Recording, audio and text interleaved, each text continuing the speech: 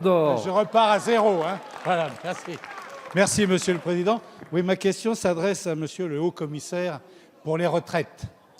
Monsieur le Haut-Commissaire, vous avez mis, je vous l'ai déjà dit, le monde des libéraux en colère.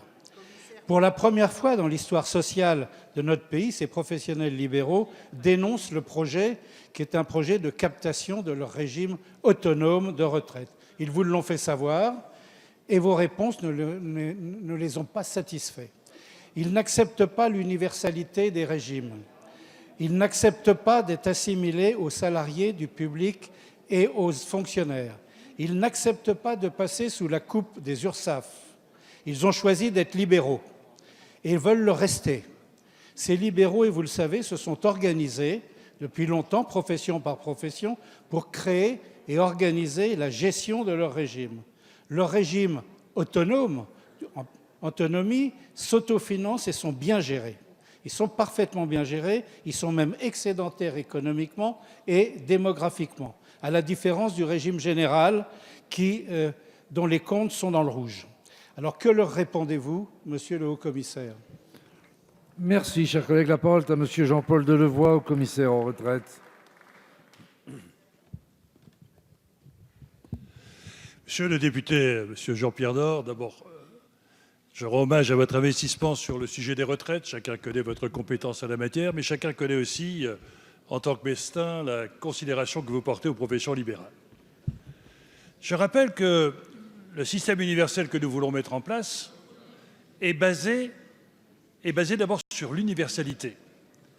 Et les Françaises et les Français expriment cet attachement à plus d'équité, les mêmes règles pour tous, et de faire en sorte que chacun sorte un peu des corporatismes et que dans la mobilité professionnelle, on puisse avoir un régime dans lequel on puisse accompagner les parcours professionnels dans leur diversité.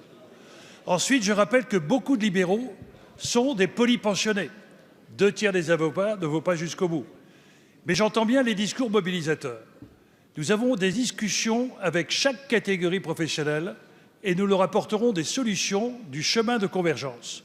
Contrairement à ce que dit le Conseil national des barreaux, nous n'avons jamais dit que nous allions doubler les cotisations. Nous allons les amener à 28%, mais nous allons faire en sorte que ça ne pèse pas sur l'équilibre économique. Nous ferons la même chose, professionnel par professionnel. Nous aurons ensuite, concernant les réserves, j'entends le discours, nous allons prendre les réserves du privé pour alimenter les déficits du public. Je vous donnerai les chiffres que per capita, les réserves des systèmes publics sont supérieures à celles du système privé. Et donc vous voyez que tout ce que vous êtes affirmé, nous avons la capacité de vous apporter des réponses de sécurisation. Monsieur le Haut-Commissaire, Monsieur Door. Monsieur le Haut-Commissaire, ces professionnels sont des avocats, des médecins, des dentistes, des pharmaciens, des infirmières, des notaires. Ils sont dotés effectivement de réserves.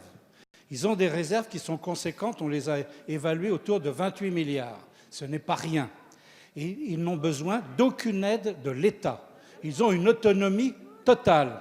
Alors, ils ne veulent pas, effectivement, qu'on augmente leurs cotisations. Ils ne veulent pas non plus qu'on puisse réduire leurs pensions. Ils partent beaucoup plus tard que d'autres à la retraite, après 65 ans. Tous ces professionnels refusent aujourd'hui la main basse sur leurs réserves. Alors, n'éradiquez pas ce système qui fonctionne.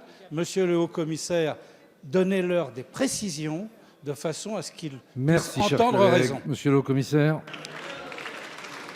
C'est exactement la méthode que nous a demandé le Premier ministre. Nous aurons des discussions et nous chercherons à chacun à montrer qu'aujourd'hui, défendre les retraites, ce n'est pas préserver le présent, c'est garantir l'avenir pour les jeunes futurs professionnels.